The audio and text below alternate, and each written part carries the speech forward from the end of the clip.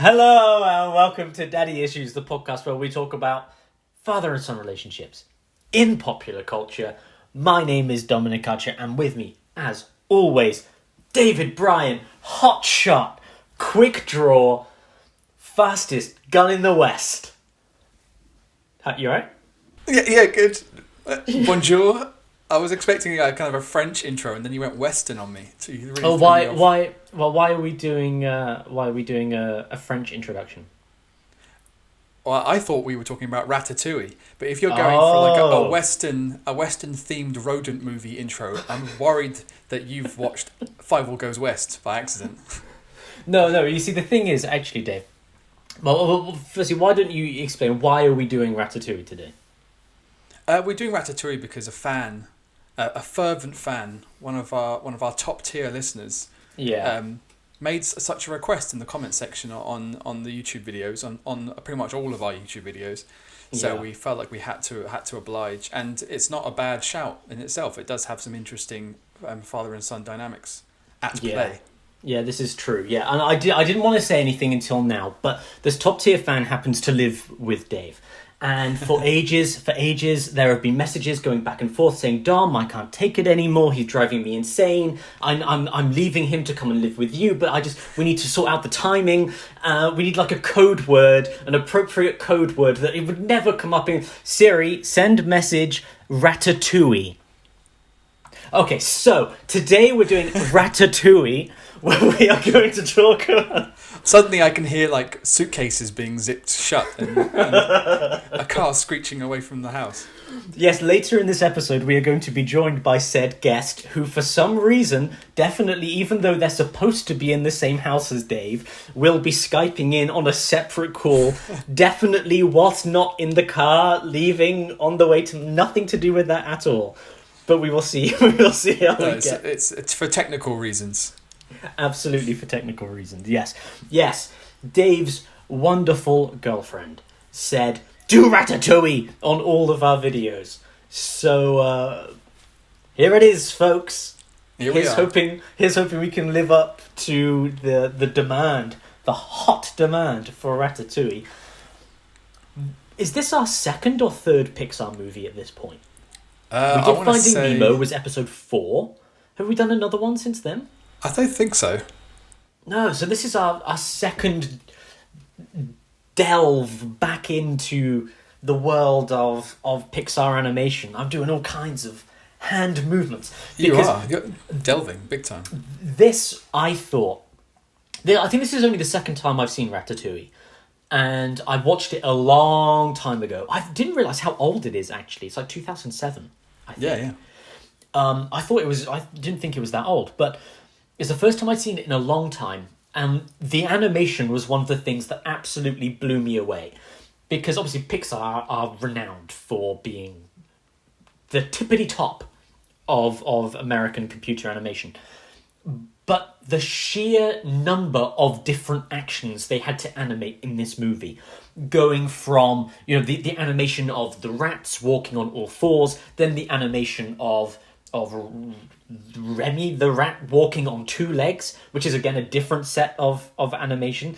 Then you've got Linguine when he's being controlled like a mannequin, where it's just so fluid and different. And you think of like with computer animation, they have to set up the rigging to get the proportions right, the movements to be human-like. Then they have to completely throw that out the door for all of it. And I was watching this going, this must have been an absolute ball ache making this movie, but it's worth it. It's just for what is, I think, produced as a second tier Pixar movie. I think it's great, really good. Yeah, I do think it's a really great movie, and maybe it doesn't really stand up against the real Pixar classics. Somebody won't like me for saying that, but that's why she's on the way, baby. Yeah, it's still like a solid movie, and I think it got voted in like the top 100 movies of the 21st century a few years ago on a poll on the BBC. So it's a real solid film. It doesn't. This is jumping ahead maybe a little bit, but it doesn't really hit me in those daddy issues places that some other films do and some other Pixar movies do. But I think it's just a really well told story, and yeah, it looks incredible, and the attention to detail is really noticeable. And yeah, I'm completely with you. You watch it and you go, geez, these guys worked so hard to get this right, especially with the cookery, with the kitchen, and the way chefs move, and their hands, and the chopping, and all that technique was like honed by watching real chefs and being in real kitchens. And yeah, it really just goes to show. Yeah. What do you think of the movie being called Ratatouille when it's a pun that only works in English? That is interesting. I wondered if it was called anything different in other languages. I guess it must have been, but maybe it's just the same name of the dish, Ratatouille. But the pun of him being a rat and the dish also being called Ratatouille only works within English, but the movie's set in France and they speak with French accents, so we are to presume that they are not really speaking English, they're speaking French, we're just hearing it in English. And so the pun is like entirely lost on the people in the film, right? So at the end, at the end of the film, the camera zooms up to reveal a restaurant called Le Ratatouille, and it's like it doesn't mean shit to anybody else who's there unless they understand. Oh, in English, he's called a rat, and I watched it and I was like, huh. But I was like, that's just me being... That would be really cool. I don't know... me being a bitch. I don't know much about VPNs, but it would be great to like get on a VPN and change your location to, say, France, and then watch this movie in French and see what changes, by region, and whether it doesn't make any sense, or they try and make a different kind of joke depending on what language you're watching it in. That was just a weird thought I had that I wanted to bring up. Yeah. Okay. Well, let's get into the movie of Ratatouille by saying, Dave, what is this film all about? It's about a rat who wants to be a chef, and it's about a hapless... What's a kind word? No, don't be kind. Be unkind. A hapless moron, and together they both managed to kind of fulfill their destinies, but they needed each other to do it, and they couldn't do it alone. Yeah, absolutely. So we have the rat. It is called Remy, isn't it? The rat, voiced by Patton Oswalt, who does a great job here. I think he's great. Yeah. Now, Patton Oswalt obviously is famous for being funny, which he always is, and he does great performances. But whenever you see Patton Oswalt on a TV show or in a movie, like, he's being Patton Oswalt. And this is the most Patton Oswalt performance where I haven't thought, oh, that's Patton Oswalt. Does that make sense? Yeah, I guess because that's what happens a lot when you get comedians in movies, is that their range is limited. But in this, he doesn't look like he looks, which is a diminutive, chubby guy. So you can totally understand why he's a comedian, because you can, that's those kind of... He's got that appearance of an everyday person, right? So then when he does those comedy performances, it's like it's not like you're hearing it from Bradley Cooper or something, where you're like, I can't relate to you. Patton Oswalt is one of those comedians who just who nails relatability, but also it's a very dry, often a very dry sense of humor where it comes through. So it's his humor. I think it's both relatable, but also he's just perfect for those shows like Parks and Rec, right? Those ones with a very certain reality sense of humor. Yeah, where it's supposed to be real people, but these people are slightly out of sync with the rest of the world. Do you know what I mean? Yeah, totally, yeah. And I don't know how many of his stand-up specials you've seen, but I've seen a couple, and his style is very much just telling stories from his life. Yeah. And often they are pretty normal. Like he is not like your favourite person, Ellen DeGeneres, just deciding to go back and do a stand-up tour a few years ago, and all of her jokes are, you know what's really hard about being a millionaire? And do you know what's really hard about living in a mansion and like all that stuff? But she's trying to make it ironic. And I didn't even get through it. I was like, you're failing at this because all you're doing is, you're basically playing to your own fans. You're not really. Whereas Patton Oswalt is a lot more down to earth, even though he is famous and he's had a lot of success. His comedy is very relatable. And there's actually one of his stand-up specials is called "My Weakness Is Strong," and in that he does a routine about being Remy. And he's very open about, he's had some struggles with dependency and alcohol and other things and depression. And he talks about a time like after he had done Ratatouille and it was successful and he had a bit of money, he didn't handle it super well. His dependencies maybe even got worse because he was comfortable. And it got to one Halloween. And I think he says that on Halloween, his tradition is to have all his friends over, they drink scotch and they watch horror movies. And it's a very grown-up environment, but... and usually he doesn't get any trick-or-treaters on the door or anything based on where he lives and whatever. But it's one particular year after Ratatouille's come out. It's pretty big. He's drunk way too much scotch really to be... And I think it maybe had a bit of drugs in the system at the same time. And there's a ring on the door and trick-or-treaters are there. And one of them is dressed as Remy the Rat. And he gets into character as he's telling the story as Patton... drunk and on drugs. He's sort of standing there and just really creepily staring at this kid. And first thing he says is, "You're inside me right now." So I think he is very open about his weaknesses and his struggles and how real he really is. But you were saying about this being kind of a very non-Patton Oswalt-y performance, and I guess it comes from being in animation and being his voice. And I think the only other thing I think he did something that is a bit of a trope with comedy actors or comedians is they can do funny and they can do really fucking creepy. I think he played he was in a movie called Sports Fan or something like that.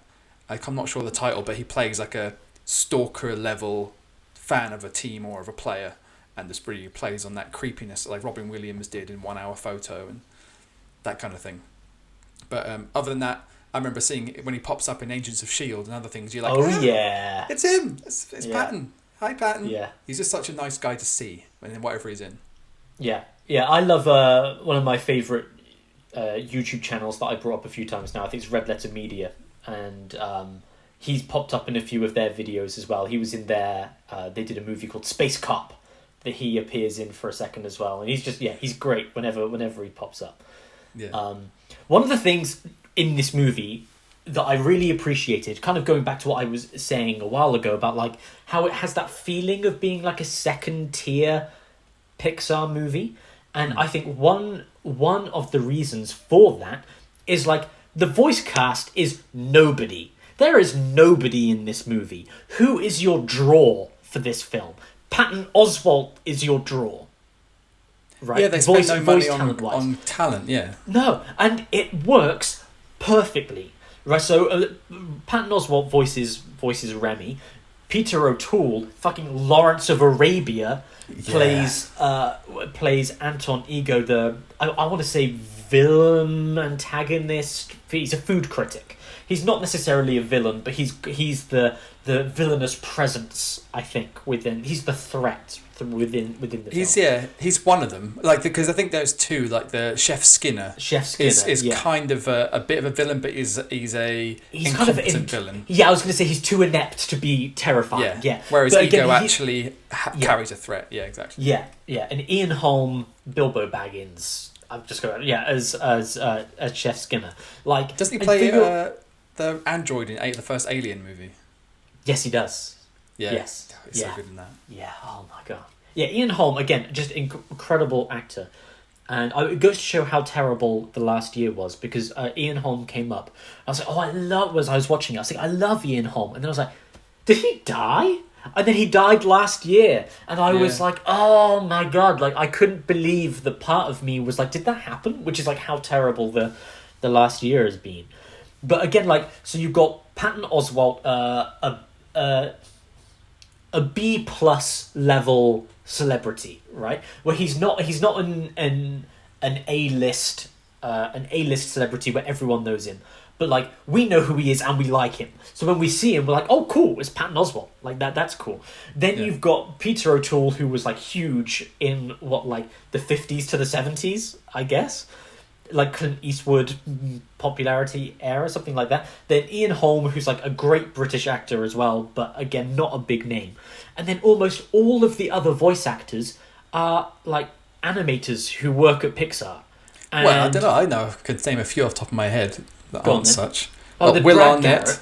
Yeah, but I wanted to bring this up because I thought, oh, Will Arnett, great, and he says like 2 lines. He's got movie. Like 5 lines of dialogue. Yeah, it's just funny because a lot of his character that he plays, he's very silent. So it's not like his character just isn't present. It's just that his character doesn't say anything. And but I guess this is Will Arnett during Arrested Development and definitely before Lego Movie. So and BoJack Horseman. So he was probably working his way up the ladder a little bit. Janine Garofalo plays Colette, but unrecognisably, she's doing an accent, and I didn't recognise her voice at all until I saw her name in the credits. Yeah, he said Brad Garrett from Everybody Loves Raymond. Is that right? Yeah. He plays the brother, doesn't he? Yeah. But then we've got Linguine, who's another word we were using was incompetent or inept. He's our main character, hapless. I think that's kind. He's the other part of the double act with Remy the rat and Linguine the boy, who's voiced by Lou Romano, who is he's a designer. And he just worked in design and animation for all of Pixar's movies. And then he's like one of the two lead voice actors in this. Isn't he also the brother of Ray Romano? Ray from Everybody Loves Raymond. Yeah, I think there's a link with him and Brad Garrett. Yeah, I think so. Really? I need to look this up. I hope I haven't just put that together. I went, Romano, I've heard that name before. And then my brain just went, they must be related. Oh, I can't see. There's nothing about it on Wikipedia that I can see. Maybe he wants to keep it on the down low. Doesn't want to trade off the family. Yeah. You don't want anyone bringing that up. But if he is, that's very interesting. But I thought that was, and then also, where is it? Remy's brother Emile, another rat, is also voiced by an animator and voice actor at Pixar.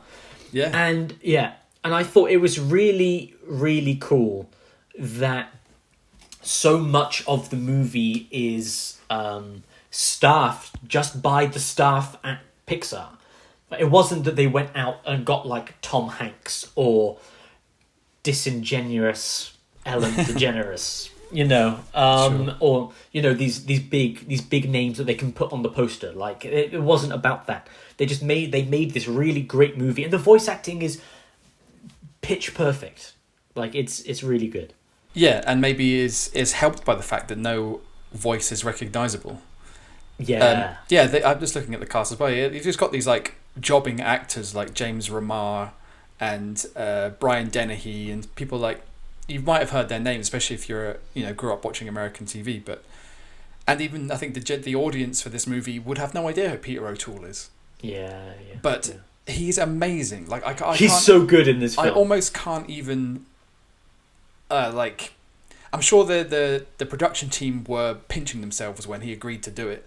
But I almost don't believe that Peter O'Toole knew what he was doing, even though that's very naive of me, because he was so old. But he must have just been so on board with the whole thing, because he absolutely kills it. And the voiceover speech that he does at the end is just one of my favourite monologues in probably in Disney Pixar. It's just it's excellent. Well, whenever we do one of these movies, we kind of have a did any of this movie make you cry or well up or get really emotional? And the one character that really made me well up and get emotional was Anton Ego, the really? Peter O'Toole character. Yeah. And I was like, well, that was unexpected, but that was the character that did it. But we'll get onto that later on, because we can talk about that as we dive into the plot a bit. But why is this a daddy issues movie? Because my mum said to me, she said, "Why are you watching Ratatouille?" She loves Ratatouille, so she was completely on board. But she was like, "Why are you watching?" I said, "We're doing it for daddy issues." And she said, what dads are there in Ratatouille? Has she seen Ratatouille before, honestly? Yeah, and she was like, I explained, and she said, I had completely forgotten that was part of the story. She said, I just like the rat and the cooking. I was like, that is a good part of the movie, if we're being honest. But why is this a daddy issues movie? I think this... I will actually side with your mum, at least not in retrospect, but in the past briefly. When Laura brought it up to me, I was like, is it? And I thought about it, and I was like, I mean, yeah, I guess. And I kind of put it on the back burner because it wasn't super obvious. And then watching it again, you're like, yeah, there's tons of stuff, especially between Remy and his dad. Yeah. And obviously a big plot device is whether or not our hapless hero Linguine is the illegitimate son of Gusteau, the legendary chef whom Remy idolizes. So you kind of have quite a few father-son things going on, which, yeah, like you say, it's not exactly on the surface, but it's definitely there, and it's actually, when you watch it again, looking for it, they're really prominent. Yeah, I agree. Yeah, so we've got Remy as you said earlier on, Remy is a rat who dreams of becoming a chef. The problem is he's a rat. Right? And rats generally, they're not really welcome anywhere, but the last place they're welcome is in the kitchen. And he's somehow learned to read. There is a lot of kind of weird stuff you just have to get on board with in this movie. Right? And sure, yeah. It's like, for a movie that kind of presumes to be like, it's the real world, and imagine if a rat learned to cook. Right? Like, the rat learning to cook is the least concerning part of the realism in this film. Like, that's the bit I believe. I'm with you there. Because I believe that he has this special talent. He has an immense sense of smell and taste, and if you're going to anthropomorphize him, give him a dream, sure, that's his passion. Yeah. The fact that he can read cookbooks and control a human being by tugging on their hair to the point where they become a Michelin level chef. Yeah. That's harder to buy, but only if you think about it. Just don't think about it. It's just happening. Yeah, I'm willing to get on board with that bit. The bit I find difficult is the reading for me. Is the big bit. But even it's like the fact that he can understand English, or I suppose French. He can understand human speech, but has no way to suitably reply to it other than nodding or like it's kind of. It's a really interesting dynamic they've created because we have our two voice actors. We've got Patton Oswalt and we've got Lou Romano as Remy and Linguine. And the two can kind of communicate with each other, but they never speak to each other. Because, Linguine speaks to Remy, to the rat, but Patton Oswalt never speaks to Linguine because he can't understand. And so they create this barrier in which they have to visually communicate, or at least Remy has to visually communicate, which creates some really gorgeous scenes as they learn to work together. But it's kind of like, when you've taken this many leaps of, oh yeah, and by the way, the rat's a chef. Oh, and by the way, he's imagining the ghost of a French chef that's manifested in his imagination. Oh, and by the way, he's controlling him like a mannequin. And he can understand English and read. Like, why doesn't he just speak? Right? Why did they create that extra barrier? Because they've put up so many. We have to jump through these hoops to get on board with the concept. Like, why didn't they just go, fuck it, have them talk? Like, save ourselves some effort and just have Remy talk. Probably for that reason, but on the flip side of it is that it would be too easy. Yeah. And like you said, with that barrier, it creates an opportunity to have these great come up with these great inventive ways for him to communicate. And even if it is just like initially when Linguini's got him in the jar, Remy's just replying with a shake of the head or a nod. I think he even does like a shrug of he does a thing. So he even has like human movements. Like a rat shouldn't know how to shrug. Like, I'm not sure. But yeah, I mean, I get what you're saying, but I think they would have one step not only too far for the believability, but also it would just make the film less interesting. Yeah, I guess it does add an extra hoop for their relationship, I suppose. But it's interesting to have your two big your two main characters, but they can't have a back and forth between, like, they can, but you've got to come up with a creative, emotional way for them to have it, which is an interesting challenge. Like, can you successfully tell the story of that relationship when only one of them can talk to the other? And I think they do a very good job of it. Yeah, for sure. Yeah. So we've got Remy. Remy the rat has decided he wants to become a chef after seeing The Great Gusteau on television, and Gusteau's, I guess his manifesto is anyone can be a chef, right? Anyone can cook. That's his thing. I think he even has a book, doesn't he, out on the shelves called Anyone Can Cook, which Anton Ego, amongst others, finds a deplorable platitude. And he himself, Ego, has to go on a bit of a journey to appreciate and really understand what Chef Gusteau meant when he said that. Yeah. I think from Ego's point of view, it's like, if anyone can cook, then there's no artistry in it, right? There's no skill. If anyone can cook, then we kind of get what we have with Chef Skinner as a villain, where it's like he's taken Gusteau's recipes and then made them into microwavable meals, like TV dinners, like that. And that is just an insult to what Ego thinks of as real cooking, as fine dining, is that, the skill, the beauty, the art of food is lost if anyone can do it. Like, it's but yeah, Remy wants to follow in the footsteps of Gusteau and become a great chef.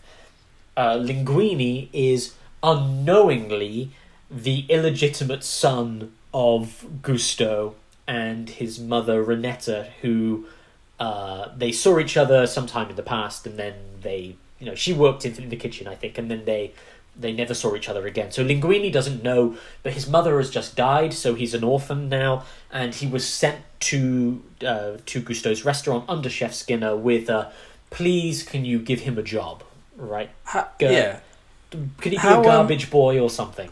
Yeah. The rest of the kitchen just go, we hired him, and Skinner, as the diminutive, angry Gordon Ramsay-esque chef, just gets pissed. It's like, how dare you hire someone in my kitchen? They went, we needed a garbage boy. And he's like, oh, yeah, garbage boy. Yeah, right, fine, fuck it. But I was going to ask, like, how old do you think Linguine is? Maybe it doesn't really matter, but where do you place him? Because you say he's an orphan, but he's clearly an adult. But I think he's about 22 to 25. Yeah, probably around there. Yeah, because he does mention that he's had other jobs. Or at least he's taken out the garbage lots of times. That's about as far as his skill set has ever taken him in the working world.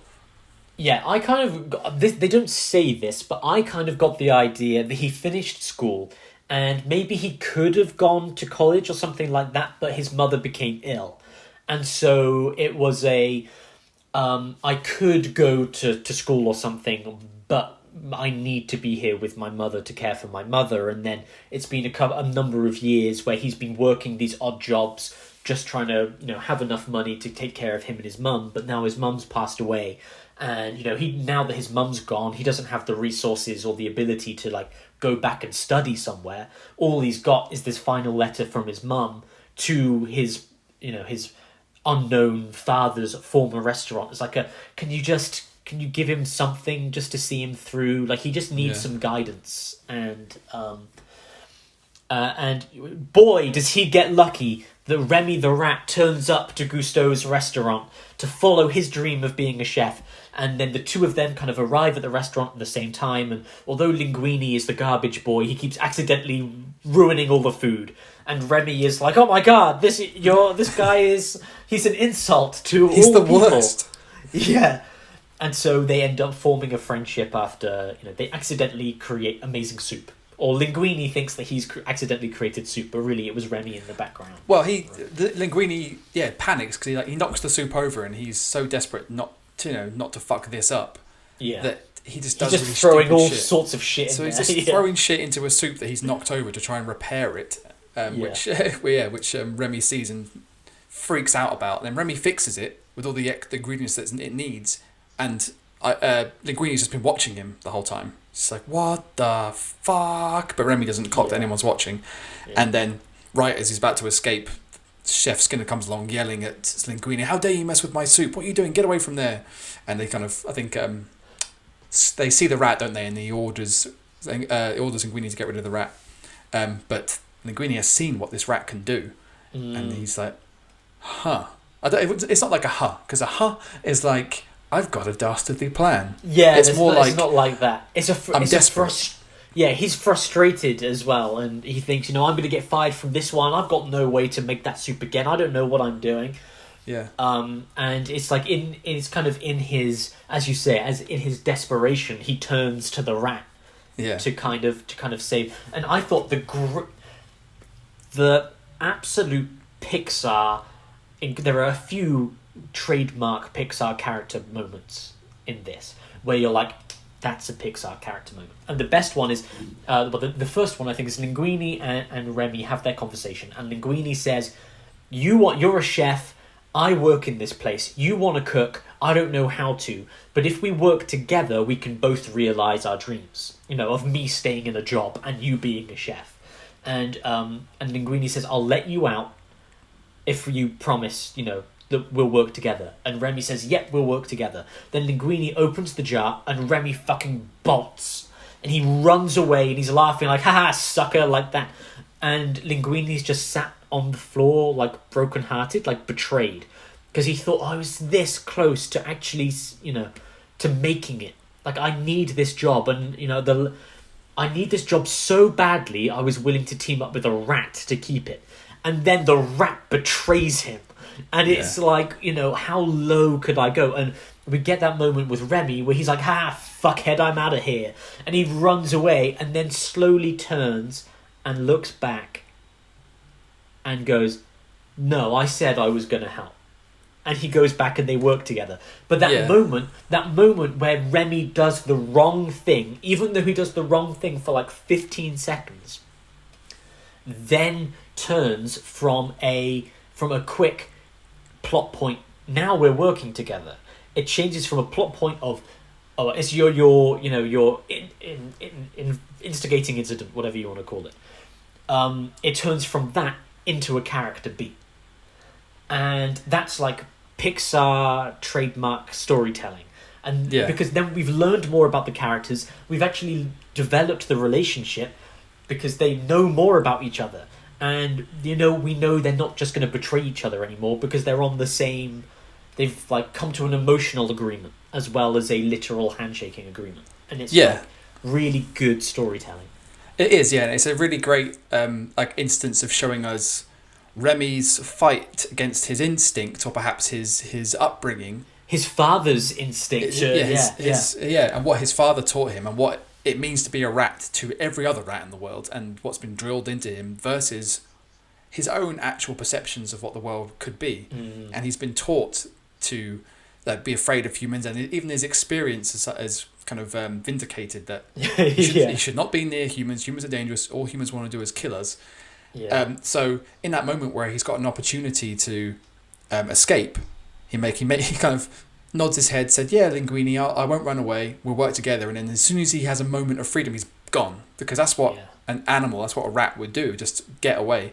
But it's showing us a little bit of that anthropomorphization of going, Remy is not just a rat. He's a character that has dimensions and levels that we can get behind.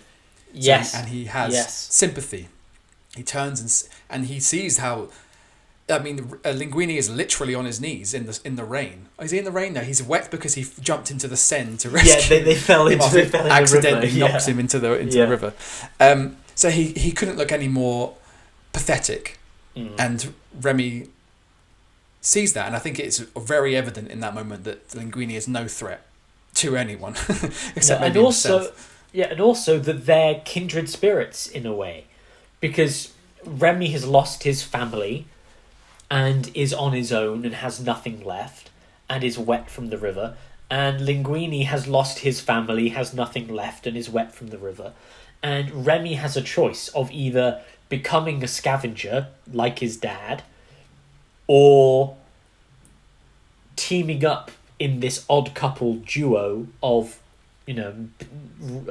two lonely people that have lost everything, and becoming something greater than they can on their own.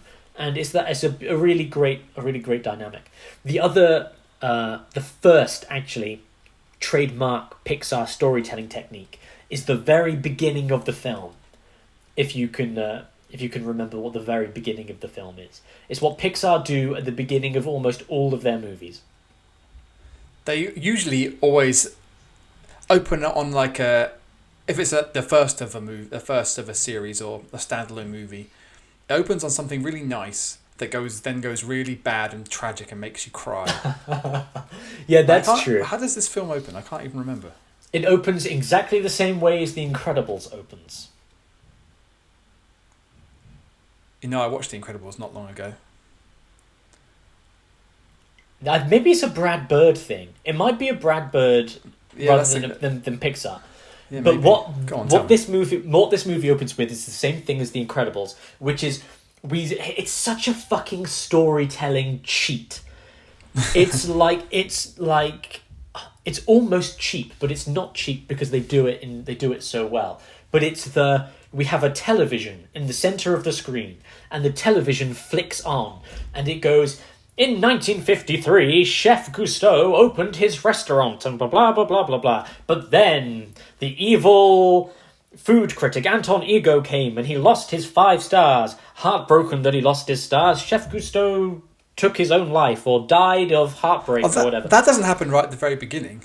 Cause, that's the opening shot. It's not in the old woman's house. It's the opening is of zooming in on a television as that stuff is explained. Yeah, but isn't that Cousteau just being Cousteau and doing his thing? Because Remy doesn't find out that Cousteau's died until later. Like after yes, when he's back you're in the right. kitchen You're right. with the mushroom and the cheese, yes. trying to get the saffron, and then he kind of he forgets himself because he gets distracted by the TV, which says about Ego's scathing review, which lost him one of his stars, and then presumably through heartbreak or shame or whatever, Cousteau drops dead, and then another star, as per tradition, gets removed from his restaurant, and Remy sort of mindlessly stumbles towards the TV like, I can't believe he's dead, at which point the old lady wakes up and goes, shit, there's a rat there, and then shotgun antics ensue and lots of rats, etc. Yes, you're right. But that's the second time we see the television. It opens on a television telling us who Cousteau is, and then he goes to the house, sees the television, and says that Cousteau is dead. Yeah.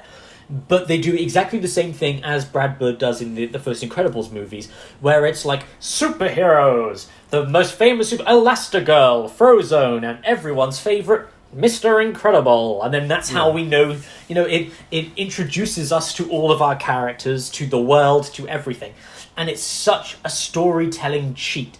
But it sets everything up perfectly. And then you're right, because then when we get to that second television scene where it's like Cousteau has died, we've already had the introduction to Cousteau once. And Pixar use the television character explanation in like all of their movies. Oh yeah, they do. Toy Story, when Buzz walks in with the commercial for his action figure playing, and that's when he first realizes that his whole reality is fake. Yeah, Coco, they do it. They do it in... I'm trying to think of one maybe where they don't. Do they do it in Monsters Inc.? There's not much TV stuff in Monsters Inc. No, there's some TV. Yeah, there's some, but there's not. I guess there's not as much. No, there is, because there's an advert of we've been powering. There is the beginning of Monsters Inc. is like it's an advert for the power plant. Yeah. They do it in fucking everything. That's how Pixar do it, and it's foolproof. It never fails. Is it speaking to our dependence and complete faith in what we see on TV? And maybe it's actually satire that like these fucking idiots are going to eat this shit up if we put it on TV. Yeah, on TV in a movie. What it calls back to as well is the idea that all of the Pixar movies, in my mind, kind of exist in a nostalgic past as well. Like all of them, like even Toy Story, which is kind of supposed to take place in like in the 90s when it was made, is incredibly nostalgic because the two toys are a cowboy and a spaceman. It's like 1950s toys versus 1960s toys, right? Yeah. And it's calling back to that nostalgia. And then Incredibles takes place in the 50s, And Ratatouille is kind of timeless, but I think it has that. I don't think it's supposed to be like 2007. No. Yeah, we're watching it with Laura the last time. I was thinking about that because the only thing you can really take as like a time capsule is like the cars on the street, and then maybe it's intentional, but they're really hard to pin down. Yeah. Some of them could be like fairly contemporary, but then others could just be they could be just like older versions of old versions of old cars, or they could be current versions of old cars because we're decades in the past. It's hard to place it. Yeah, but then when we see the television, it's in black and white, right? Which again might be because it's in the old lady's house. Perhaps she might have an old TV set. She has an old TV, yeah. Yeah, but like Al from Al's Toy Barn and Toy Story 2, he falls asleep watching TV, and then obviously when Woody's watching the Woody's Roundup videos, they're in black and white because it's an old show. Yeah. But Al's TV set is not like a modern 90s, or I guess that film came out in 2000 and something, didn't it? That's not a modern TV set. So yeah, I feel like it is. They all do take place kind of in the undetermined past. The unspecific past. And that is one of the reasons that these movies are timeless, essentially, is you can't pin down the time. Also, can you remember the theme to Woody's Roundup? Woody's Roundup. Come on, it's time to play. Yeah, we go, yeah. There's Jessie the yodeling cowgirl. Yodelay, yodelay, yodelay, yodelay. Nah, I've forgotten it. It's gone. No, I couldn't actually. Thinking about it, Bullseye, he's Woody's horse. And the man himself, of course, it's time for Woody's Roundup. He's the very best. He's the rootinest, tootinest cowboy in the Wild West. Woody's Roundup. We have seen Toy Story 2 far too many times. Oh, man. Do you want to stop this and just go and watch Toy Story 2? And then, we'll sing that bit, and then it's either right before that or right after it when you get the Jessie bit, which is super sad. Yeah. So it plays with your emotions, that film. Oh, God. That's a great song as well. Yeah. Actually. Anyway, we're not talking about Toy Story. We're going to sing that one now. Yeah. Oh, no, we can't. I'm going to be on a tire swing. It's the autumn. And it's... Oh, no. When she loved... No, we're not doing it. Okay. So, we've come to the conclusion that Pixar are fucking hack cheats. Let's not put that on a t-shirt. No, but then we should. It should be Pixar hack cheats, but goddamn they're good. Yeah, I think is basically it doesn't take away from their artistry. It's what I was saying to you, even a few episodes ago, an episode or two ago, where we were saying, or it might have been one of the very old ones that I just re-listened to, where I was saying like Pixar are. There is a complete formula to their movies. And once you know the formula, you know exactly how the plot is going to progress, exactly what's going to happen, how it's going to turn out, how the movie's going to end. And so the skill of the movie is not whether they subvert your expectations like some Rian Johnson piece of shit. It's, can it deliver these beats and you still feel it? And, like, Pixar do it every time. Every time. You know, like, once you know what they're going to do, they do it, and if you still feel, then they've done it well. You know, they've done their job. They're not there to... There's always a twist towards the end of the film, but the twist is always essentially the same twist. So it's, you know it's coming. It's just waiting for that Act 2 into Act 3 low point, basically. Yeah. Toy Story 3 springs to mind, in like the trash, not trash compactor, in the furnace thing, where they all think they're going to die, so they hold hands. Man, I cried in the cinema when I saw that. Man. But then I presume they've kept doing it, but I've not seen a few of the last Pixar movies. I've not seen Soul. I've not seen Coco. I did see Onward, and I saw Inside Out. Those are the two most recent ones I've seen. But Onward itself is a daddy issues story. Maybe we'll have to get into that one day in the future. Yeah, I haven't seen it, so that's definitely on my list. But I basically watched it because it's Chris Pratt and Tom Holland, and I was like, Star-Lord and Spider-Man running around. Thwip. I can't remember what I was going to say now, other than thwip. Thwip. I can't remember what we were talking about before. Oh, it's just about the general story. Remy and Linguine have now teamed up with to become to chef together. We get that great montage as they're learning to work together, like classic montage stuff there. Great montage. Real classic montage. I've been watching Alan Partridge recently. I was about to say you doing a Partridge, yeah. Classic montage. Classic montage. Yeah. That's been my other binge, other than Ratatouille. So we get the montage. We get a little bit of the character with Linguine and what's her name? Colette. Colette. Yes. She's the only other woman in this movie. Even the only other female creature of any kind in this movie. Yeah, which is kind of made a point of as well that her character makes, isn't it? She says, the world of high class chefs is haute cuisine. It's like it's a male dominated world, but I am here and I am basically the best at it. So if you fuck this up, and they hold me responsible, I'm gonna kill you. This is the threat. This is the threat she makes. She's like putting knives into his sleeves as she says it.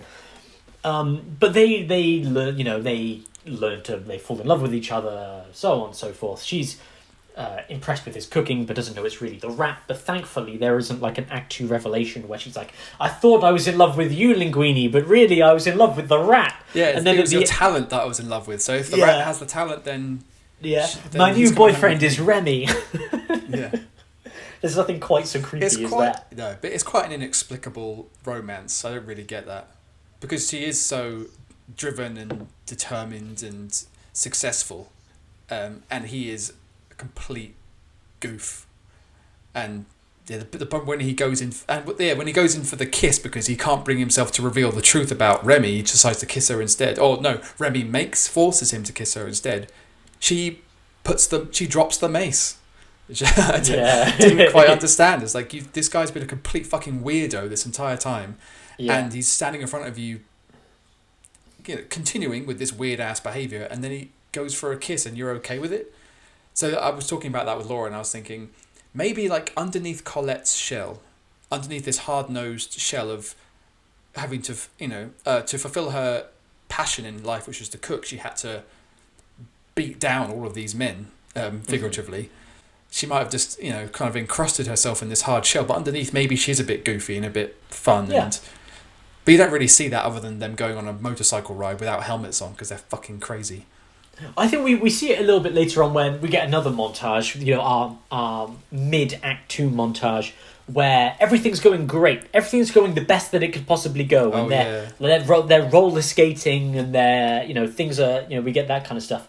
And again, this is the Chekhov's roller skates, as I've decided to call it, where we see the character roller skating in one montage and one montage only, so that at the end of the film he can roller skate around as a waiter, and we're like, oh yeah, that montage where he used roller skates. Yeah, that montage where he was clearly good at it and she was not.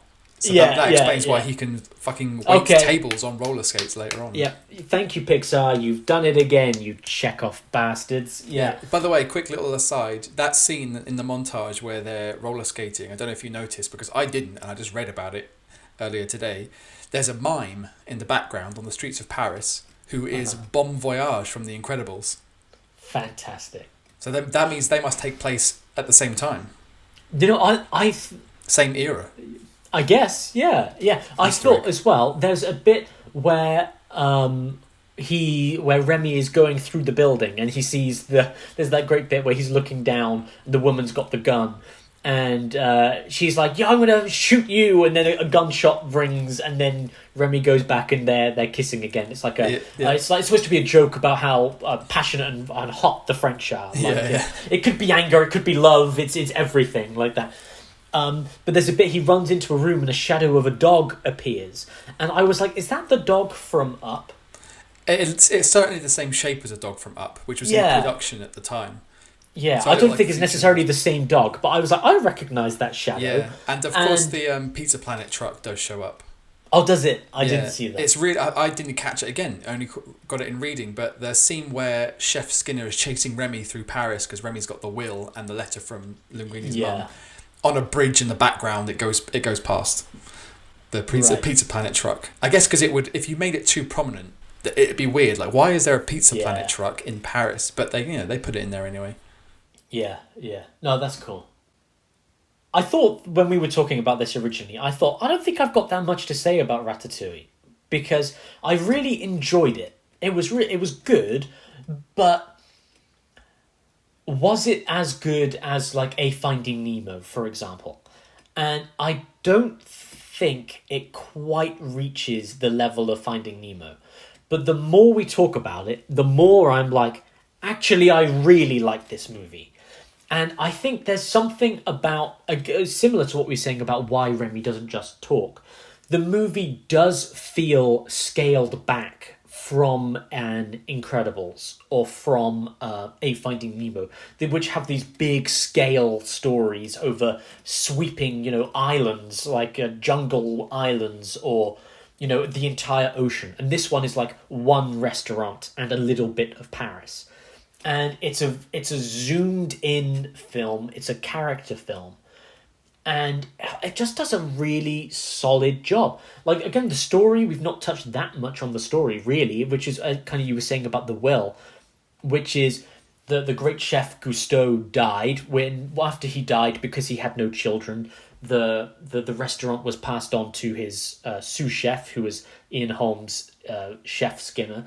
And Skinner is this close to being the permanent owner of the restaurant forever and selling out to Pizza Planet, right? Turning this gourmet haute cuisine into ready meals. But then Linguine appears with a letter from his mum saying, his dad was actually the guy who owned it, which would mean because he is the heir to Cousteau, the restaurant should actually pass to him. So Chef Skinner is our first villain because he's trying to deceive everyone for like a week, basically. He just needs to get through the next month or something like that, so that the restaurant doesn't pass to Linguine, because it'll be too late. So he's trying to deceive them and just being a douchebag. But that relationship isn't that important to our conversation, and I think the relationship between Linguine and the idea of Cousteau is not necessarily that important. What do you think of that relationship? Yeah, I was thinking about asking you about this, because it is the father and son relationship in this story, the human one, and it's so pivotal to the plot that Linguine takes over the restaurant and he's happy, and he's got Colette and everyone in the kitchen is happy, and you kind of feel like it's a bit of they vanquished one villain. Like, Chef Skinner is gone, who was trying to sell out and kind of tarnish Cousteau's name with these microwavable frozen meals and whatever. But if there's anything you could say that's lacking, it's that Linguine makes no real effort to learn about who his dad is. Like, Remy, apparently it's off camera, but Remy delivers the will and the letter from Linguine's mum back to Linguine and to Colette, and they're like, I guess we own the restaurant now. And there's nothing from Linguine of, wow, Cousteau's my dad and I work in his restaurant and he was one of the greatest chefs ever and now I'm a chef and maybe I should try and actually learn to cook rather than relying on this rat. Yeah, absolutely. Because even then, he moves forward and he's still relying on Remy and he's still keeping Remy a secret, and he's even bragging to the press, and not even Colette, his girlfriend, is any the wiser as to why he's able to do these things. So I think it would have been nice if at some point in the movie, maybe after him and Remy fall out, which they inevitably were going to do, he would go, well, maybe I can do this on my own and try and try and learn from Cousteau and find out what kind of man he really was, because we get the impression from Remy's imagination of what Cousteau was. Remy knows more about Cousteau than Linguine does. Remy watched him on TV, and he, as a figment of his imagination, Cousteau pops up and this gives Remy somebody to talk to, I suppose, in the sort of the conceit of the movie. Yeah.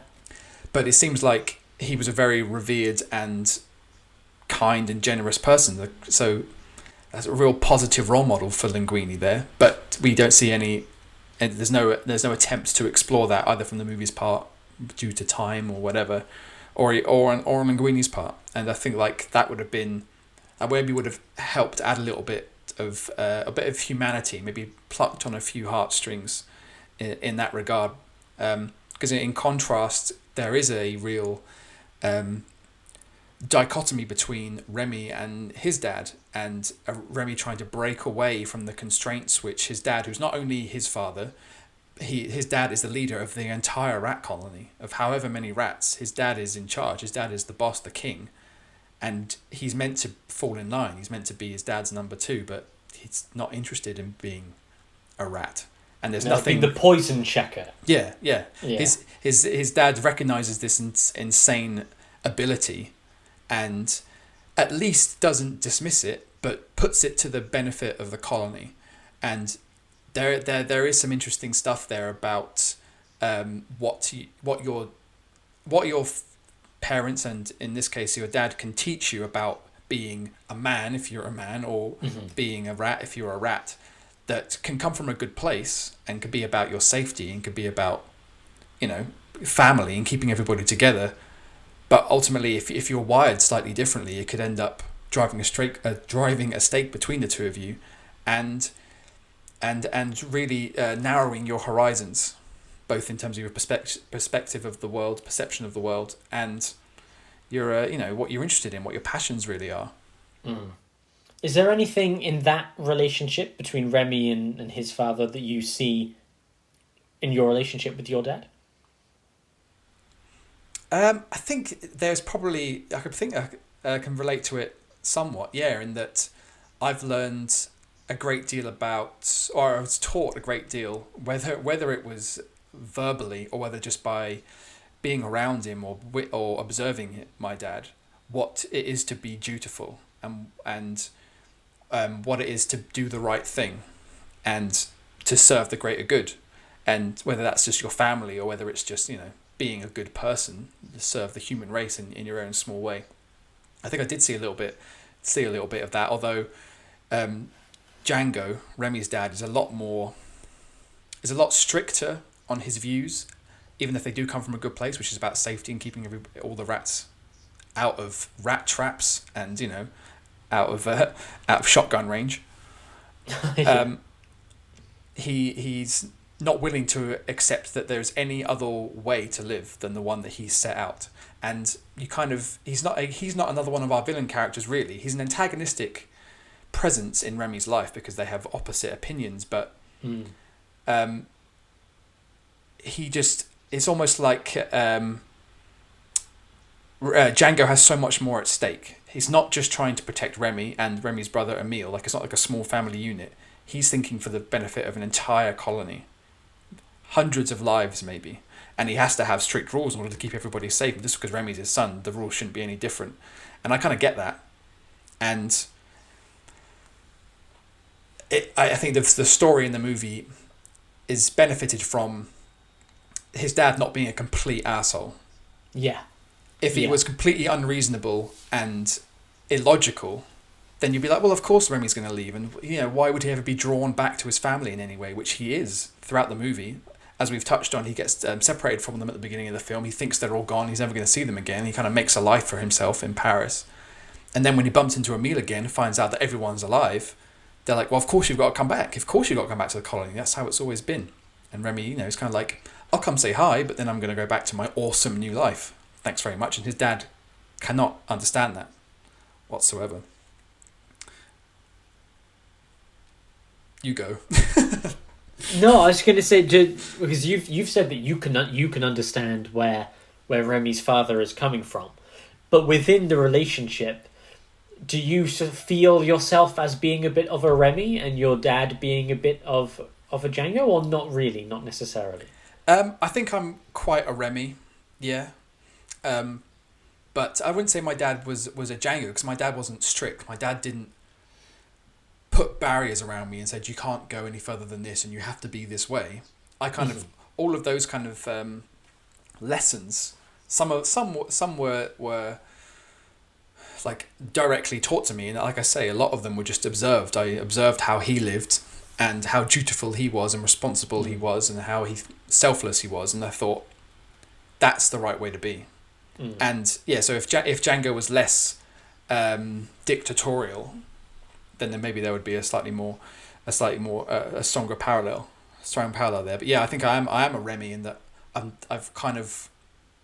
want to do my own thing, and as long as I'm not putting anyone at jeopardy besides myself, I want to just pursue the things I want to pursue, even if my parents don't understand, which sometimes has happened with my dad. Not so much my mum. My mum's much more of like, if you're weird, be weird.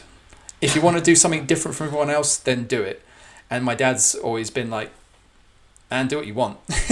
not as dismissive as that. He's been like, I want you to be okay and I want you to be safe and sensible, but ultimately it's your choice and you should do it the way you feel you should do it, and I'll be here to offer advice if you want it, but if not, crack on. So yeah, I suppose there is a stronger split between Django and my dad, but certainly the sense of what is right and what's for the benefit of the greater good, I can see a bit of a likeness there. Okay, I wanted to kind of wrap things up a little bit with the final bits that made us emotional. I wanted to get onto that Anton Ego thing because that really hit for me. So the character of Anton Ego, like you were saying, starts off as a threat when we see that television, the classic Pixar television set, where they go, and then the evil food critic who's definitely a vampire, Anton Ego. He said bad things about Cousteau and didn't like his idea that anyone can cook. He thought that was bullshit. So he's always seen as being a bit of a threat. And then once the restaurant gets really successful, Remy and Linguine, they're working as a team. Bada bing, bada boom. It's Act 2 and everything's going great. Anton Ego turns up and is like, I shall now review your restaurant. And it's like, oh my god, everyone's intimidated. Everyone's shitting their proverbial pants. Because, this could mean the restaurant returns to its former heights. Or, much more likely, Anton Ego says something terrible because he always says bad things about everyone. And, they lose everything. So he, as you were saying, they defeat Chef Skinner and get control of the restaurant. And as soon as they do that, bam, we've overcome the first hurdle, which was getting rid of Skinner. And then, oh no, an even bigger hurdle. The evil man who basically killed Cousteau through his hatred of the food has appeared. And there's a fantastic scene. I think the best scene in the movie, where we go to Anton Ego's his mansion, his apartment, whatever, for the first time. And it's like this purely beautiful visual storytelling where it opens on a painting of him looking like Dracula. And then we zoom out, and as we zoom out further and further, we see that he is sat below this giant painting of himself looming over the top of him. And we zoom out, then the camera flips around to the typewriter, but the typewriter is shaped like a skull as he's typing on that, so we think, oh my god, this guy's evil. Then the camera zooms out, revealing that the room is shaped like a coffin. And it's like all of this beautiful visual reinforcement of the guy's definitely a vampire. That he's clearly modelled on that Dracula, that classic Dracula look. And it's great. It's just amazing visual. Like, he's the villain. He's such a monster. He's in a coffin-shaped room, and it tells everyone of all ages everything they need to know about. His typewriter is a fucking skull, for God's sake. Yeah. It tells you everything, and it's like, mwah, that's good visual storytelling. I like that. Yeah. They've completely craft him so well. Yeah, I never actually clocked that he seems like a vampire. Like, obviously the coffin I noticed and the skull-shaped typewriter is obvious. And it's all these death kind of synonyms to do. I guess I thought that was to do because, like, he can kill a restaurant with a bad review. Yeah. Yeah. And he assumes he has done to Gusteau's. Like when his assistant comes in and says, Gusteau's is getting rather popular. He's like, how can it possibly be popular? I said it was shit, therefore it cannot be popular. You are wrong. And that's I killed it. I killed it. And he's proud of it. He's proud of the fact that his voice carries so much power. And that's when he decides he needs to step back in and put the final nail in his coffin-shaped room, or rather the coffin of Gusteau, which is fucking dark. Like, maybe I don't remember there being an overt suggestion in the movie that Gusteau dies because his restaurant gets a bad review. Like, it says soon after.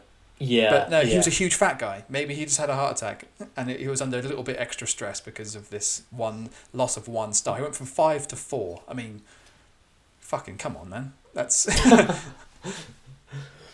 You're awfully thin for somebody who claims to love food. That's a great line. Yeah, that's a really good line. I don't like food. I love it. If I don't love it, I don't swallow. Again, what a fantastic repertoire that is, as you've got Linguine, who's just completely outmatched by this villain, right? And I guess it's that thing where without Remy, this isn't going to work. And then, bam, a Titan appears to call into our Neon Genesis Evangelion reference, where the characters are at the lowest point. The threat appears. An angel appears. Yeah. And it's like it's that same thing with this one, where it's like, oh, there's no way that Remy's gonna so there's no way that Linguine can do this if they don't work together, and then they immediately have their falling out, right? And it's like, well, they're fucked now, aren't they? It's that, they could have done it, but the scene that really worked for me is they fall out, they get back together, they do all the Pixar stuff. You've seen it 100 times, even if you haven't seen it. It's great, it's well done, it's well crafted, but, you've seen it. Then they do the cooking scene where they cook the ratatouille. Alas, the titular pun, a rat cooking ratatouille. And they say, like, are you sure you want to cook Anton Ego, Satan himself, a ratatouille? Like, a ratatouille is a peasant dish, they call it. He's a high-class food critic. You're going to serve him a peasant dish? And Remy is like, I know what I'm doing, I'm a rat.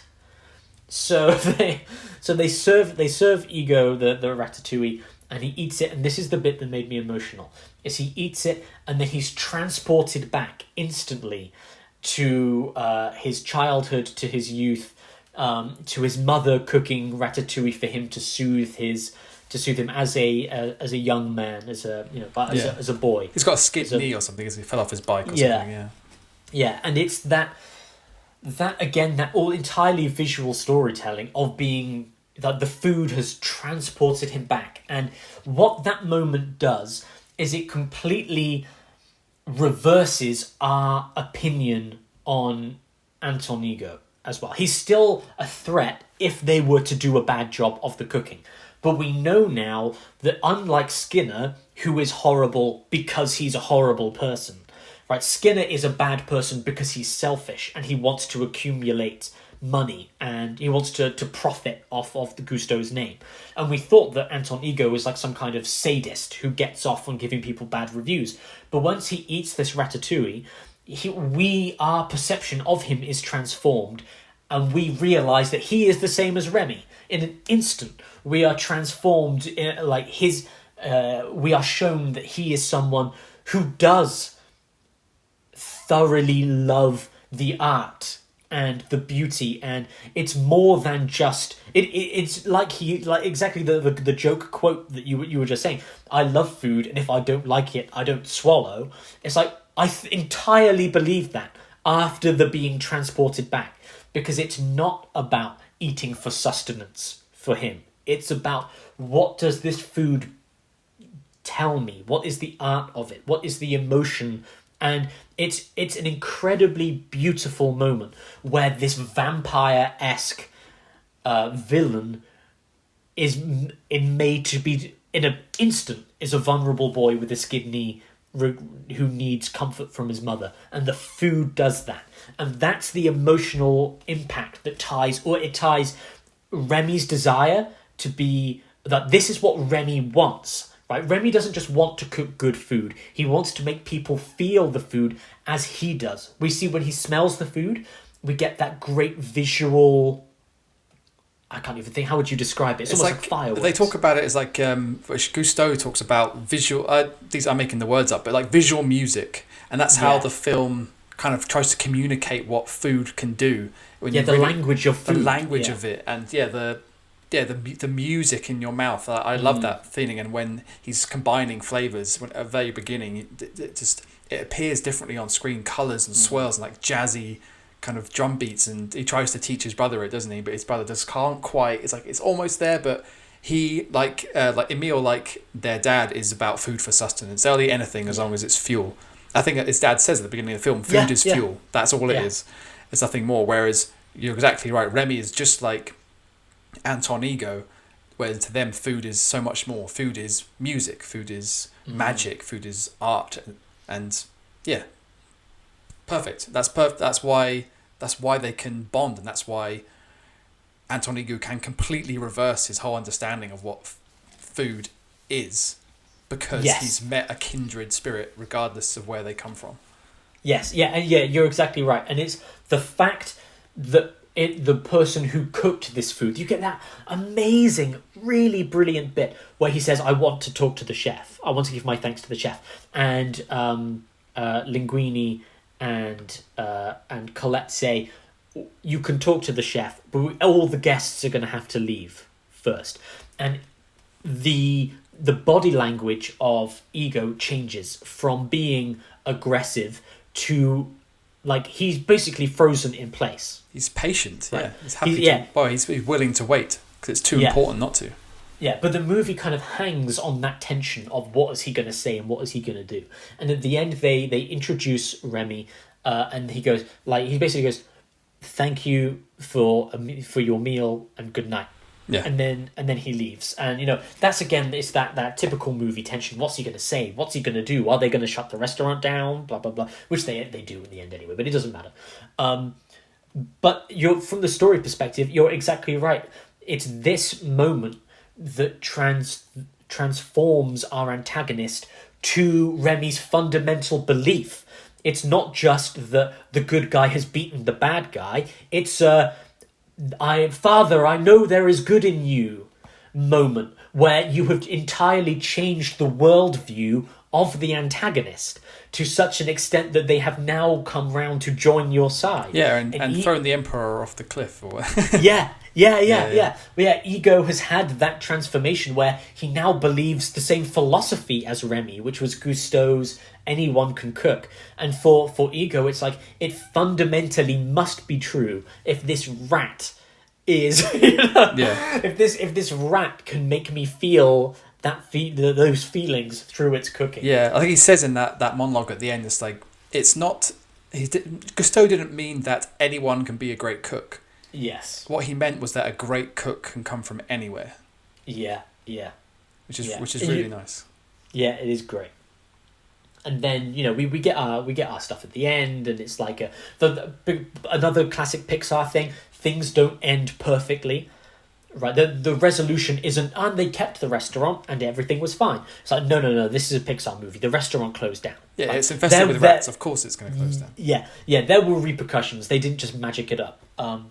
So the restaurant closed down, but they got what they really wanted all along, right? They didn't want this big hot cuisine, all these expectations, the chance to sell out. What they really wanted was just a little bistro in the streets of Paris. The people who really understand it and understand them. It's not for tourists. It's for people who really get it, and that's kind of the end of the movie, right? Is they lost the big thing that the dream, Skinner's dream of profiting, but they got the heart, they got the moral victory. Yeah, absolutely, yeah. And it's kind of like Pixar are very good at the Rocky ending. Yeah, where Rocky doesn't have to beat Apollo Creed. It's just the fact that he survived. Yeah, and everyone knows that although he technically lost, he won. Yeah. Right, and that's by the rules of Pixar, classic Pixar. Yeah, it is. Yeah, by the rules of the world, they didn't necessarily win, but in what really matters, in heart and spirit, like The Incredibles, where they get to go back and live a normal life. They don't become super celebrities or anything. They go back to live a normal family life, and Dash can go in for sports, and he finishes second, and that's amazing. Like that's something that really that kind of touches me in the end of The Incredibles, where they celebrate him finishing second like it's the best thing that's happened, and they're so proud of him. It's like, that's so sweet. I love that. It's not that he finishes first in everything and scores 100 touchdowns for the football team. It's just that he's there and he's participating and he's happy. Yeah, you're right. Yeah, that is the perfect bit. Another example is that Monsters Inc. ending. Right, they save the day. They save Monsters Inc. They save the world from the the director, whatever his job title is, but they lose Boo at the end.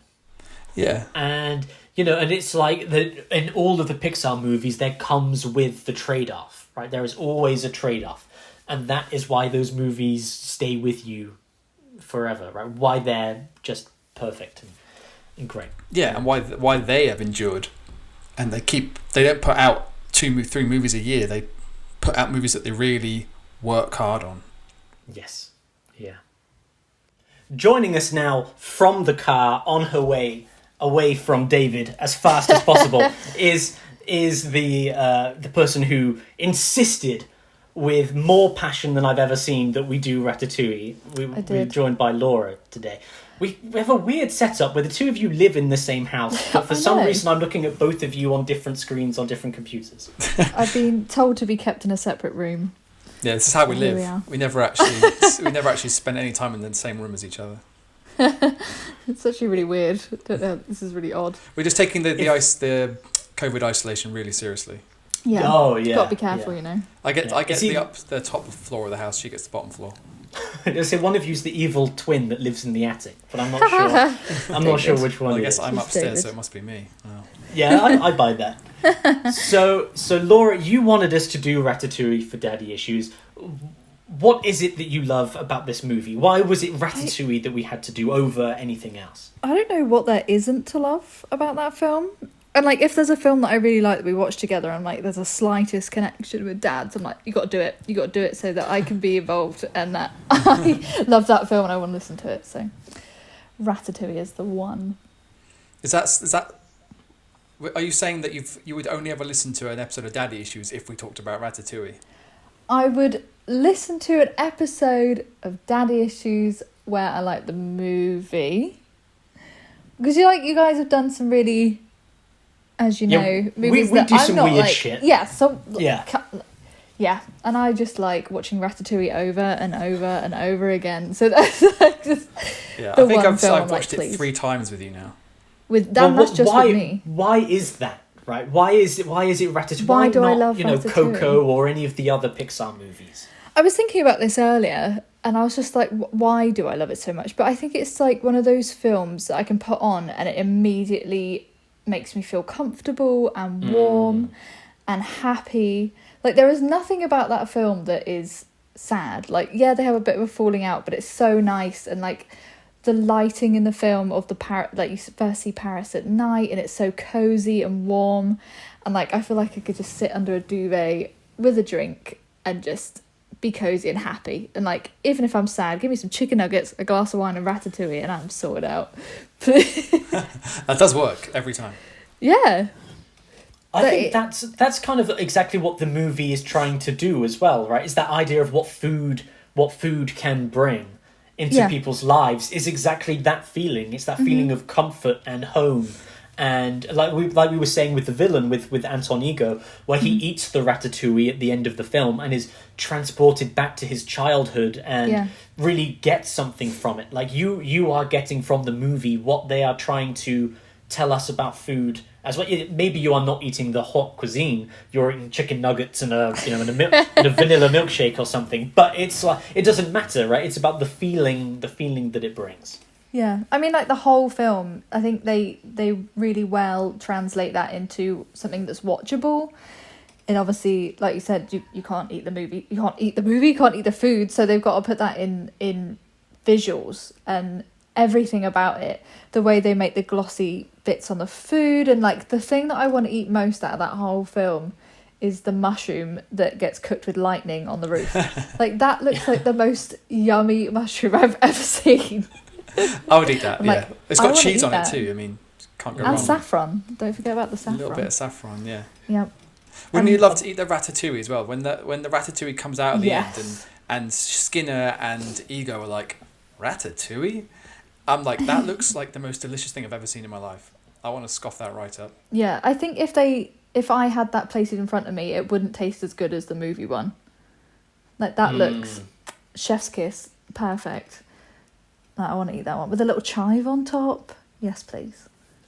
So that's one of the problems I think I have with the film, is I look at the ratatouille and I'm like, oh, that's a lot of roasted vegetables. like the actual, or stewed vegetables, I guess. But like the actual dish of ratatouille to me is not appealing at all. No. So like I get what it's doing and I get the thematic value of it, but I think that's the one bit of food that I'm like, no. Like if the chef brought me ratatouille, I'd be like, can you just stick some lamb on there or something? I don't know. Is that what would do it for you, like a lamb shank? Oh, just stick a lamb chop on there. Well done. But like I've seen videos of people online recreating it and like making it in real life, and it looks just as good. And I'm like, I need to get myself a little mandolin, and I'm gonna make my own. I need to get some yellow squash and courgette. What else is in there? Tomato and what's the blooming purple thing? Aubergine. And I want to make one of them. I'm gonna do it. Please do, because then I get to eat it. Yeah. There's definitely an inspirational quality to the film, and it goes back to that Gusteau mantra of anyone can cook. Mm-hmm. I do think that that's a feeling you come away from this film as well, is that, you know what, I could try and cook something, because I don't know how it is for you guys, but I hate cooking. I hate it with a passion. And it's not that it's just like I find it boring or something like that, but I don't mind cooking for myself. I despise cooking for other people because of the pressure that comes with it. And my stepdad, this is going into daddy issues territory. Oh my god, it's happening, Dave. It's happening live. My stepdad is an incredible cook, like amazing. And like last night we had some people come over to the house, some family came over to the house, totally in COVID rules. No rules were breached. Nice. Don't even worry about it. But he cooked in just the best Indian food, which is one of his specialties anyway. There was a potato and prawn tikka masala curry with balti roasted vegetable biryani rice and lentil tug dal, and it was just amazing. There was so much, we just had it for dinner now. That's a lot.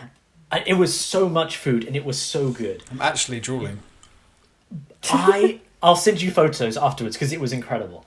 But if someone said, "Oh, I'm sorry, we're a bit busy. Could you cook us beans on toast?" I would be shitting myself. Like, what if I burn the toast? What if the the anxiety that comes with cooking for me is like, maybe because of the pressure, because my stepdad is such a good cook, it makes it worse.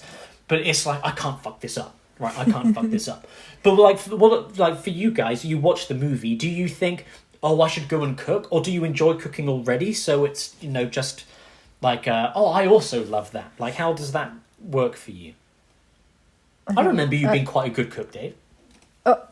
Well, that depends who you ask. Maybe your standards are not as high as somebody else's. But I'm with you that I get to live in a house with someone who's a really amazing cook. So I don't really have to do it that often, because not only is Laura good at it, she tends to enjoy it.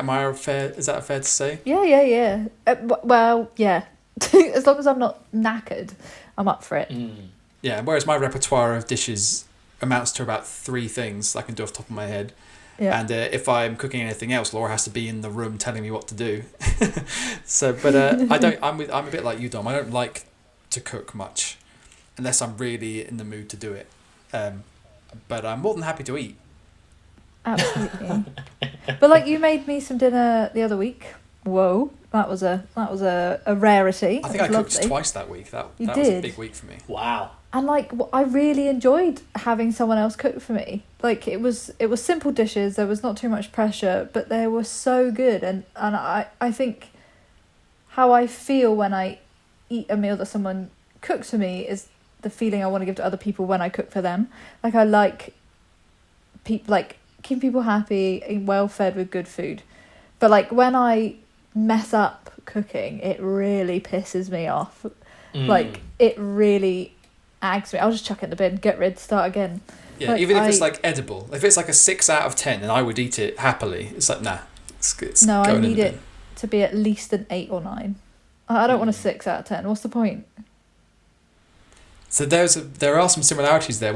From what Dom and I were talking about with Remy and with Ego, is that especially Remy wants to bring happiness to people through food, and he doesn't want people eating garbage or his family eating garbage. He wants them to have the best because it's not even the best, just real food, because it's not hard to do, and it's I think you have that in common with your favourite rat friend. I think I do. Like you can combine such simple things to make something that is just so different and so delicious and warming and comforting, and that's exactly what the whole film does. The whole film is warming and comforting and cozy, and that's what people love about good food, and that's what the movie is all about, is good food and being comfortable with your family and friends and learning and the kind of like Linguine does at the beginning. He's the rubbish boy, takes out the trash, but obviously the whole point of the movie is that everyone can cook, and that whole film he learns, but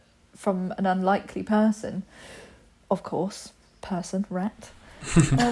But yeah, I think anyway, even you and I, David, a few times I've made a meal and I've gone, do you want to have a go? And then a few times later you're fine, you can do it yourself, you don't need a recipe, you don't need me, and you're quite comfortable cooking it yourself. And I think that's the nice thing about food. Start off with something simple and just kind of teach yourself more, and you can be creative. It's an outlet as well, like the same way as I like painting or sewing or whatever. I find cooking and baking to be a similar feeling when it goes well.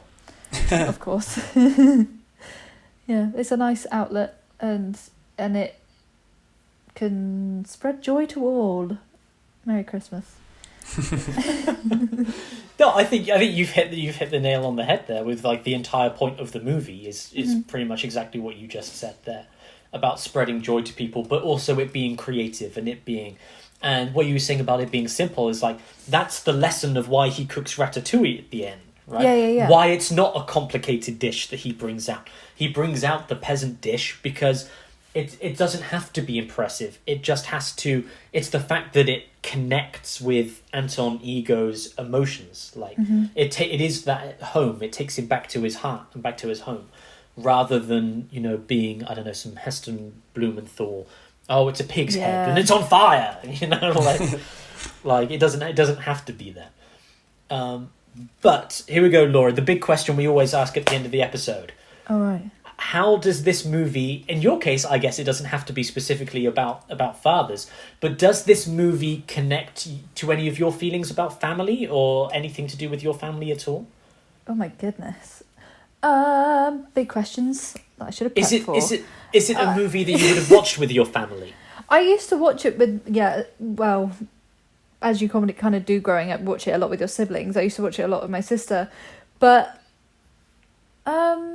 connections with the family, personal, I don't know. I mean, I was taught a bit by my mum. My mum loves cooking. My mum is a very good cook. And I guess I kind of take inspiration from that in my cooking, though I go completely opposite directions with it. I don't know. I just think, I don't know, it's hard to say personally. Oh God, I should have thought about this before. That's how we get the slip of the tongues where you're like, oh yeah, I remember when. That's how this comes up. I don't know. I don't even know. I remember I went to the cinema and I watched that film with my dad and my stepmom and my sister, and I absolutely loved it. And I've loved it since it. When did it even come out? I guess you guys have probably already said when it came out. 2007. Yeah, 2007? Ages ago. So you would have been more like 5 years old when this. No, dude. How old was I? I'm a quick maths. 13. Is that right? No, that's not even close. Oh, you were at I was 11. Jeez, God, I'm terrible. Yeah, and I'm 25 now, and I love that film as much as I've always loved it.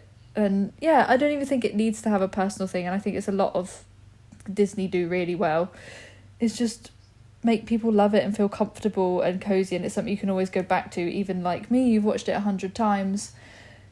It's just a good thing. And do you know what I was going to mention earlier about Disney food as well, and people cooking it in real life, is the grey stuff in Beauty and the Beast. You know, in the Be My Guest stuff. No, you know that in the Be My Guest song, he says, try the grey stuff. It's delicious. And it's literally like a little grey swirl of like grey whipped cream, but I want to eat that. Like, I want to know what that is and I want to eat it. And it's the comfort and the familiarity in films like that I like a lot. But I don't know if family connections are there for me, but I'm sure there are for other people. Well, you watched it with your family and have continued to watch it with family. Yeah. Which, like, that's a pretty strong connection.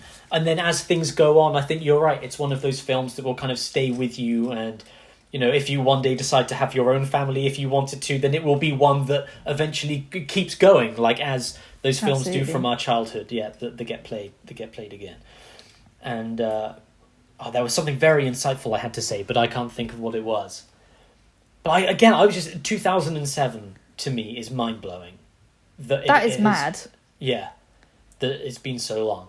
I remember coming at the cinema with my dad and him being like, "Wow, I can't believe the technology of how they animated all the hairs on the rat," and everyone was like, "Oh my God, it was incredible! 5 out of 5." And it was so good, and it is still so good. And when we watched it to kind of get you guys in prep for this, I said to David that it doesn't feel like it's really made for children. Like, it doesn't feel like a kid's film. You know, it's just a really good film for everyone. It's so good. Yeah, I think you're right. Best film out there. Yeah, I think you're right. Actually, It doesn't feel like it's pandering to anyone. It's not trying to entertain little kids with their kind of entertainment. It is just a solid movie about characters, and it happens to be animated, and it happens to have, you know, anthropomorphized animals in it. But ultimately, it's just a really good, well-made film and a really touching kind of story, and it's exciting in bits. I guess there's an action like street chase bit which is fun to watch. Things moving quickly. That's what kids like, right? Dom, you're a teacher, you know. Well, I was thinking about that actually when that chase happened. I was thinking exactly what you guys have just been talking about. The chase happens where he's got the whale kind of in his teeth as Remy is running away, and I was thinking, there hasn't been anything like this in the entire film so far. Like, there's a few dramatic high-speed moments, but there's been no, like, imminent danger, other than, like, the shotgun going up. But you never really feel, like, it's not high speed, because the old lady is trying to open a shotgun, trying to get it in there. And it ends on that comedy beat of the ceiling falls through, and it's full of rats up there. Yeah. And I'd forgotten that happened. And I burst out laughing. And I thought that was brilliant. That was just like great comedy. So yeah, they've set up the joke, they've delivered on the joke. It's great. Yeah, that was just really good. I think that's just kind of the whole movie, the whole way through, right? It's just well set up, well executed, and yeah, it's heartwarming.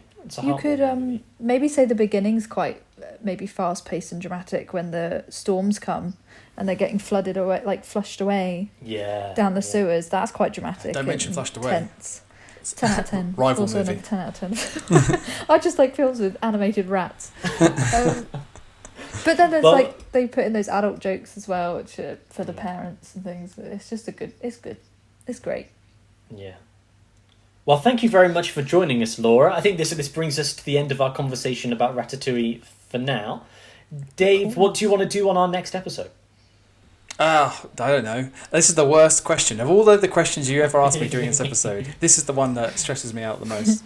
I always to put it at the end of the episode, because I know I could ask anything. I could go, so how does this make you feel about your relationship with your father? And Dave will be like, I don't know. But if I ask the question, what are we going to do next? Suddenly he goes into a panic mode. I don't know why. Oh God, do I have to make a decision? Yeah, maybe do another Austin Powers. That was fun. Did you like the Austin Powers one? You should do another Austin Powers one. Oh, which one's the most I guess the next Austin Powers 2 has Mini-Me. Exactly, yeah. All three build on a father-son thing. Yeah, and Scott becomes more stressed by that situation. Yeah, I mean, the whole trilogy, I think, is a daddy issues fertile soil for sure. Yeah. All right, I'll definitely be down for that. Well, thank you again for joining us, Laura, and thank you everyone who has taken the time to listen to this, including, I reckon, some of Laura's friends who jumped to like the 1 hour 20-minute mark to listen. I don't want to hear about Ratatouille, I just want to hear Laura. So thank you for the download, because that all counts in our statistics. We're now on iTunes. You might be listening to this on iTunes, but in like 6 months or something. But if you are there, please leave a review, because that's apparently important for algorithms and such. If you're listening on YouTube, do the like. What else do you have to do? Leave a comment, and give us something else you would like us to do. Much like Laura, who said, "Do Ratatouille." Yeah, just force it down everyone's throats. It works. It really does. Successful. Here is the proof. Yeah. Yeah, if you ever take a hostage, me and Dave are the person to call, because we will cave. It'll take up a couple of months, but they will cave. So thank you for listening, and we will see you next time.